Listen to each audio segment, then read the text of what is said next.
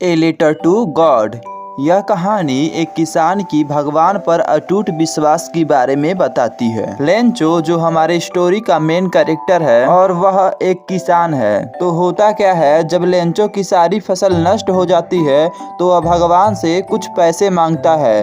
क्या भगवान उसे कुछ पैसे देते हैं? चलिए इस कहानी के माध्यम से समझते हैं। यह कहानी है एक बैली की, एक घर की, जो पहाड़ की सबसे ऊपरी वाले हिस्से में था। उस घर के अंदर एक किसान रहता था जिसका नाम था लेंचो, और लेंचो के साथ उसकी बीवी और बच्चे भी रहते थे। और लेंचो का घर उस पहाड़ के इतना ऊपर था कि वहाँ से नदियाँ भी देखी जा सकती थी। बस नदियाँ ही नहीं, बल्कि वहाँ से कॉर्न के खेत अर्थात मकई के खेत भी देखे जा सकते थे। जब लेंचो अपने मकई के खेतों में जाता है तो वह मकई के पौधों को देखता है कि मकई के पौधों पर सफ़ेद सफ़ेद फूल आ चुके हैं, जो कि यह प्रिडिक्ट करते हैं कि आगे चलकर मकई की फसल अच्छी होगी और पैदावार ज़्यादा निकलेगी। लेंचो अपने खेत में खड़े होकर सोचता है कि एक बस छोटी सी बारिश आ जाती तो मेरी फसल में और भी 4 चांद लग जाते, अर्थात मेरी फसल जल्दी ही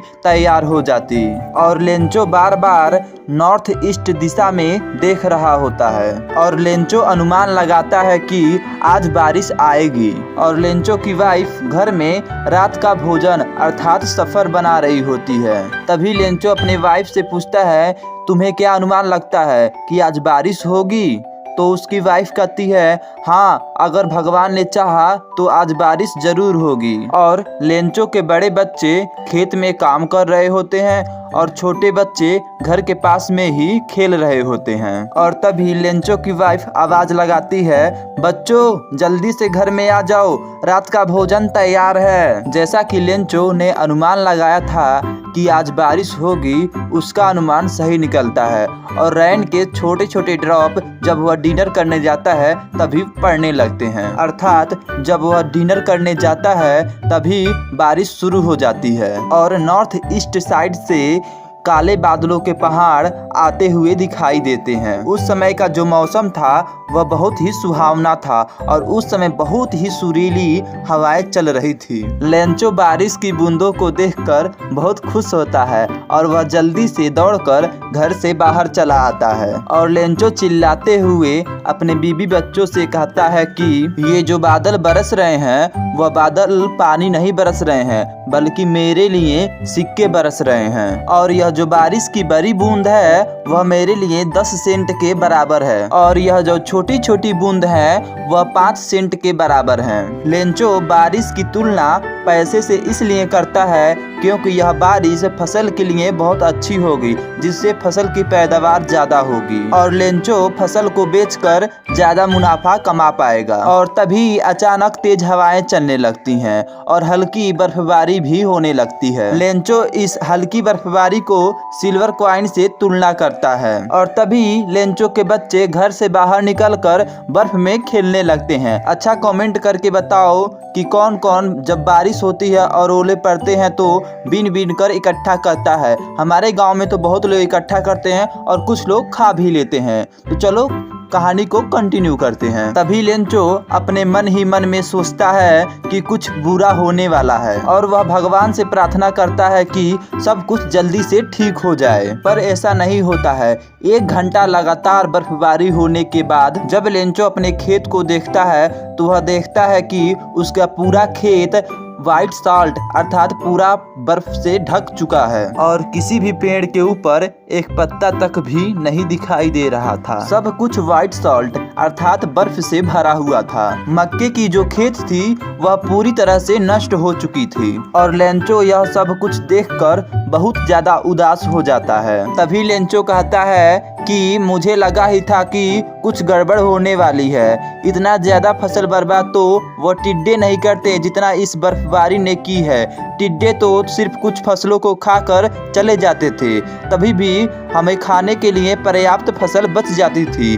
लेकिन इस बर्फबारी ने तो मेरी सारी फसल बर्बाद कर दी है। हमारे पास खाने के लिए भी कुछ नहीं छोड़ी है। यह रात हमारे लिए बहुत दुख भरी रात है। हमें इस साल भूखे ही रहना पड़ेगा। हमारी मदद करने वाला भी यहाँ पर कोई नहीं है। हमारी सारी मेहनत बर्बाद हो चुकी है। लेकिन मुझे पता है कि जो भगवान है, जो गॉड है, वह किसी को भी भूखे नहीं मरने देते हैं। भगवान सब कुछ देख रहे हैं। वह हमारी मदद जरूर करेंगे। लेंचो एक बहुत मेहनती किसान था।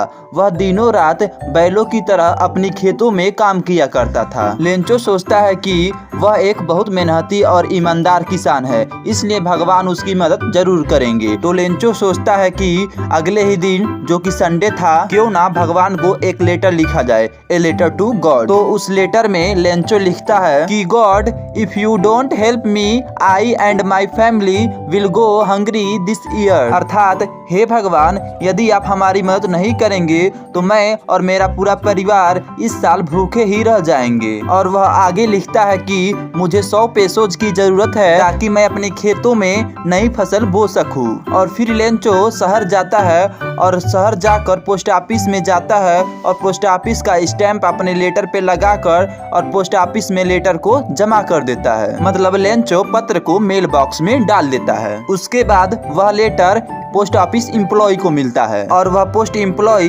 हंसते हंसते लेटर को लेकर अपने पोस्ट मास्टर के पास जाता है। और उसका जो पोस्ट मास्टर था वह मोटा तगड़ा और हंसमिजाज किस्म का आदमी था। पहले तो पोस्ट मास्टर भी उस लेटर को देखकर बहुत ज्यादा हंसते हैं, लेकिन तभी वह अचानक से सीरियस हो जाते हैं और सबको चुप कराकर कहते हैं कि देखो, लेंचो को भगवान पर कितना विश्वास है। काश मैं भी भगवान पर इतना भरोसा रख पाता। देखो, मैं नहीं चाहता कि लेंचो का भरोसा भगवान पर से उठे, इसलिए मैं लेंचो का मदद करना चाहता हूँ। और मेरे पास एक आइडिया भी है। मुझे पता है कि बस लेटर का रिप्लाई करने से लेंचो का कुछ नहीं होगा, क्योंकि लेंचो को सिर्फ भगवान का रिप्लाई ही नहीं चाहिए, बल्कि उसे 100 पेसोज भी चाहिए। इसलिए उसे हमें कुछ पैसे भी देने पड़ेंगे। तभी पोस्ट मास्टर अपने पास से कुछ पैसा देते हैं और सभी एम्प्लॉय को कहते हैं कि तुम भी अपने पास से कुछ पैसा डोनेट करो ताकि लेंचो की मदद हो सके। लेकिन यह इम्पॉसिबल था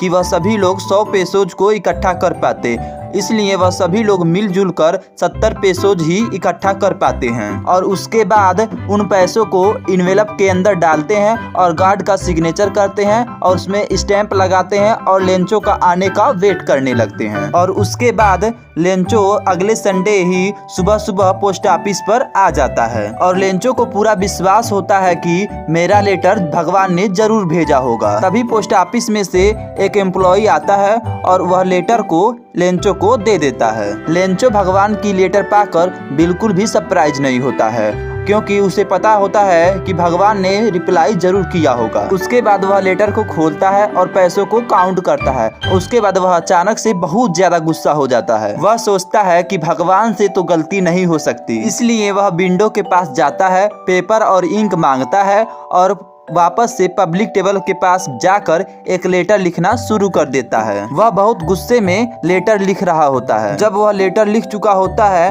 तब वह पोस्ट ऑफिस से स्टैंप मांगकर और लेटर पे स्टैंप मार देता है और मेल बॉक्स में लेटर को डाल देता है। लेंचो के जाने के बाद पोस्ट मास्टर दौड़ कर आता है और उस लेटर को उठाता है और खोलकर देखता है तो उस लेटर में लिखा हुआ होता है, भगवान, आपसे तो गलती नहीं हो सकती। मैंने आपसे 100 पेसोज मांगे थे और मुझे सिर्फ 70 पेसोज ही मिले हैं। ये पोस्ट ऑफिस वाले जो हैं ये सभी चोर हैं और मुझे उन 30 पेसोज की भी बहुत जरूरत है, तो प्लीज उन 30 पेसोज को भी भिजवा दें। लेकिन इस बार पोस्ट ऑफिस के थ्रू नहीं भिजवाइएगा, क्योंकि यहाँ के जो एम्प्लॉय हैं वह सभी चोर हैं। यह मेरे 30 पेसोज चुरा लिए हैं। यहाँ पर यह अध्याय समाप्त होता है। यदि वीडियो पसंद आया तो वीडियो को लाइक करना और चैनल को सब्सक्राइब करना, और हाँ, अपने दोस्तों के पास भी शेयर करना ताकि वह भी बोर्ड एग्जाम में फेल ना हो। Thanks for watching.